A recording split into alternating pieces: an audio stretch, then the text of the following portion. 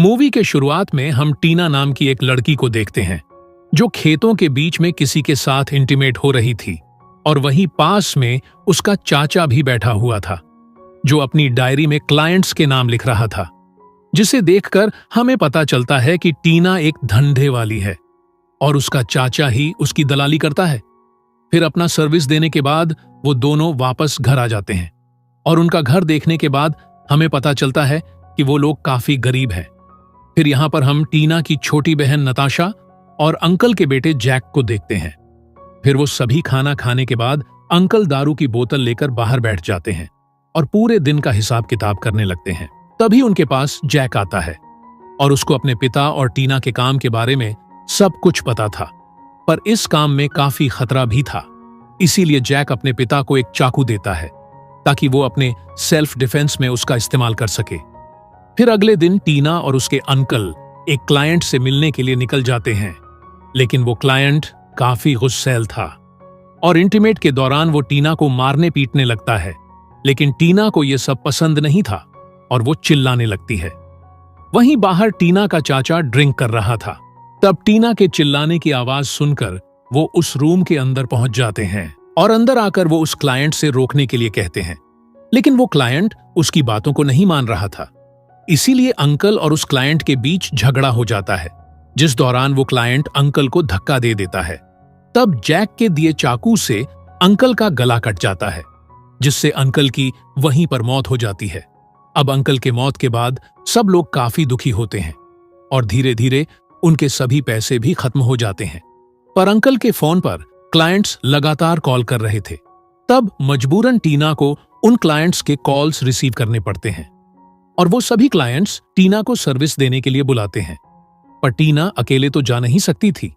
इसीलिए जैक भी उसके साथ जाने का डिसाइड करता है। उसके बाद टीना को हम जंगल में इंटीमेट होते हुए देखते हैं और जैक पास में ही बैठकर डायरी में हिसाब किताब लिख रहा था। फिर सारा दिन अपना सर्विस देने के बाद वो दोनों वापस घर जाने लगते हैं, पर तभी टीना को एक आदमी के बारे में याद आता है जो उसको बहुत सारे पैसे देने वाला था। इसलिए वो दोनों उस आदमी के पास पहुंच जाते हैं। असल में वो आदमी इस गांव का सरपंच था और वो यहां का सबसे अमीर आदमी भी था, लेकिन उसकी एक प्रॉब्लम थी। दरअसल सरपंच का बेटा एक गे होता है और सरपंच चाहता था कि उसका बेटा मर्द बने। इसीलिए उसने अपने बेटे की मर्दानगी बाहर लाने के लिए टीना को बुलाया था। यहां पर सरपंच टीना से कहता है कि तुम्हें मेरे बेटे के गे होने वाली बात राज रखना होगा, जिसके लिए मैं तुम्हें बहुत सारे पैसे दूंगा। उसके बाद टीना उसके बेटे को लेकर एक कमरे में आ जाती है, लेकिन यहां पर वो टीना के साथ इंटीमेट होने से मना कर देता है, जिसके बाद वो दोनों एक प्लान बनाते हैं और प्लान के अनुसार टीना जोर जोर से आवाजें निकालने लगती है, जिससे सरपंच को लगता है कि उसका बेटा अब मर्द बन गया है। फिर सरपंच से पैसे लेने के बाद वो दोनों अपने घर आ जाते हैं। फिर धीरे धीरे टीना के सर्विस देने वाली बात पूरे गांव में फैल जाती है, इसलिए गांव के सभी लोग उसके साथ इंटीमेट होने के लिए आने लगे थे और अब उन लोगों के पास अच्छे खासे पैसे भी आने लगे थे। लेकिन फिर एक दिन सैम नाम के एक पुलिस ऑफिसर को उनके इस धंधे के बारे में पता चल जाता है, इसलिए वो जैक के पास आकर अपना कमीशन फिक्स कर लेता है और साथ ही सैम टीना के साथ इंटीमेट भी होता है। उसके बाद सैम जैक से अपने गे कांस्टेबल के साथ इंटीमेट होने के लिए कहता है और मजबूरी में जैक को ऐसा करना पड़ता है। फिर इसी तरह कई महीने बीत जाते हैं और जैक भी गांव के औरतों को सर्विस देने लगा था। फिर एक दिन जब जैक और टीना अपने घर जा रहे थे, तभी रास्ते में उन्हें ऑफिसर सैम मिलता है और सैम उनसे अपना कमीशन लेकर वहां से चला जाता है। उसके बाद हम देखते हैं कि टीना की तबीयत काफी खराब हो जाती है, जिसे देखकर जैक दवाई लेने के लिए बाहर जाता है। इसी दौरान सैम भी गांव का दौरा कर रहा था। तभी उसकी नजर एक लड़की पर पड़ती है और सैम को वो लड़की काफी पसंद आ जाती है। इसीलिए वो उस लड़की का पीछा करने लगता है और उसका पीछा करते हुए वो उसके घर तक पहुंच जाता है। फिर वहीं दूसरी तरफ हम उस गे कांस्टेबल को देखते हैं जो दारू के नशे में धुत था। तभी जैक वहां पर आता है और वो उसको इंटीमेट होने का बहाना देकर एक जगह पर ले जाता है और फिर वो उसके वॉलेट से सारे पैसे निकाल लेता है और साथ ही वो उसके महंगे घड़ी को भी ले लेता है। उसके बाद वो कांस्टेबल से चुराए गए पैसों से टीना के लिए मेडिसिन्स ले जाता है। फिर मेडिसिन्स लेने के बाद टीना की तबीयत काफी अच्छी हो जाती है। लेकिन हम देखते हैं कि जैक ने कांस्टेबल की घड़ी को नहीं बेचा है और उसने वो घड़ी अपने हाथों में पहन रखा है। इसीलिए ऑफिसर सैम उसके हाथ में वो घड़ी देख लेता है और हाथ में वो घड़ी देखने के बाद सैम उसको चोरी के इल्जाम में जेल में डाल देता है। फिर लॉकअप में जैक उसी लड़की को देखता है जिस लड़की का पीछा सैम कर रहा था। इसका मतलब कि सैम ने उस लड़की को किडनैप कर लिया था, लेकिन उसने अब तक उसको हाथ भी नहीं लगाया था, क्योंकि सैम उसके साथ जबरदस्ती करना नहीं चाहता है, बल्कि वो उसके मर्जी से ही उसके साथ इंटीमेट होना चाहता है।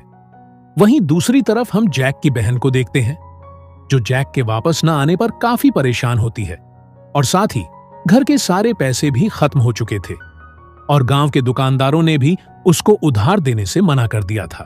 फिर वो घर वापस आ जाती है, लेकिन तभी अचानक कमजोरी के कारण वो बेहोश होकर गिर जाती है। फिर उसकी बहन नताशा उसको जैसे तैसे करके होश मिलाती है और उधर लॉकअप में हम जैक और उस लड़की को देखते हैं। तब जैक उस लड़की से उसका नाम पूछता है, जिस पर वो लड़की अपना नाम नैन्सी बताती है। अब नैन्सी जैक से मदद मांगती है, लेकिन यहां पर जैक की तो खुद के ही लगे पड़े थे, तो वो नैन्सी की मदद कैसे करता। और वो दोनों बात कर ही रहे थे कि तभी वहां पर सैम आ जाता है। फिर वो नैन्सी को डराने के लिए जैक को काफी पिटने लगता है और साथ ही वो उसको धमकाता भी है कि अगर उसने इसके बारे में किसी को बताया तो वो उसको जान से मार देगा। तभी वहां पर सैम का एक दोस्त आता है और सैम अपने दोस्त के बातों में आकर नैन्सी को टच करने लगता है, जिसे देखकर जैक को काफी बुरा लगता है, लेकिन वो चाहकर भी कुछ नहीं कर सकता था। फिर अगले दिन सैम को जैक की डायरी मिल जाती है।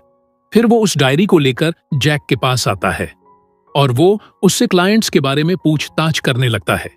फिर वो जैक को छोड़ने के बदले में उससे पैसों का डिमांड करता है, लेकिन जैक के पास तो फूटी कौड़ी भी नहीं थी, जिसे सुनकर सैम पैसे कमाने का एक नया तरीका निकालता है।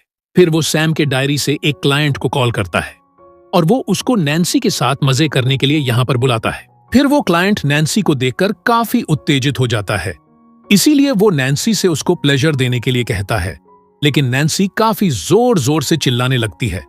तब उसकी आवाज सुनकर सैम यहां पर आता है और वो उस आदमी को वहां से भगा देता है, जिसे देखकर जैक समझ जाता है कि सैम ये सब करके पैसे कमाना चाहता है।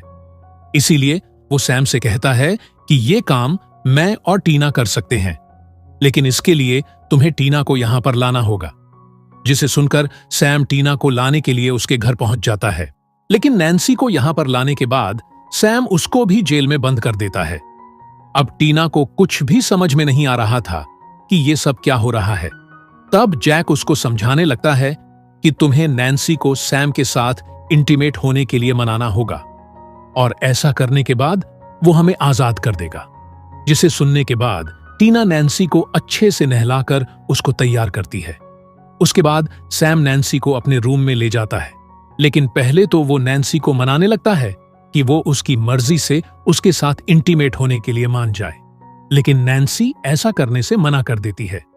इसीलिए सैम को गुस्सा आ जाता है और वो उसके साथ जबरदस्ती करने लगता है, जिससे नैन्सी काफी जोर जोर से चिल्लाने लगती है।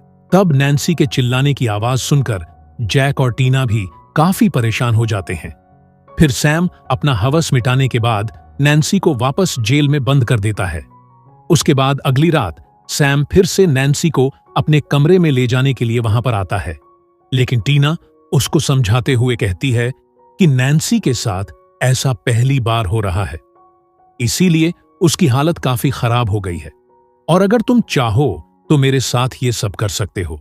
जिसे सुनकर सैम काफी खुश हो जाता है और फिर वो उसके साथ वहीं पर इंटीमेट होने लगता है, लेकिन इसी दौरान टीना एक चाकू उठाती है और वो सैम का गला काट देती है। फिर वो चाबियां लेकर जैक को आजाद करती है। तब गुस्से में नैन्सी एक डंडा उठाती है और वो उस डंडे को सैम के पीछे घुसा देती है, जिससे सैम की मौके पर ही मौत हो जाती है और उसको मरा हुआ देखकर नैन्सी को काफी सुकून मिलता है। उसके बाद वो तीनों भागते हुए अपने घर जाते हैं और अपना सारा सामान पैक करके वहां से निकलने लगते हैं। इतनी ही देर में उस सरपंच का बेटा भी कार लेकर यहां पर पहुंच जाता है क्योंकि वो भी अपने पिता को समझाकर थक चुका था। इसीलिए वो भी अपनी लाइफ को एंजॉय करने के लिए उन लोगों के साथ जाने का डिसाइड करता है। फिर अगले दिन हम उन पांचों को किसी दूसरे गांव में देखते हैं। यहां पर जैक और नैन्सी एक दूसरे के साथ रिलेशन में आ जाते हैं। फिर वो चारों एक दूसरे के मदद के लिए शुक्रिया कहते हैं और इसी सीन के साथ ये मूवी यहीं पर खत्म हो जाती है।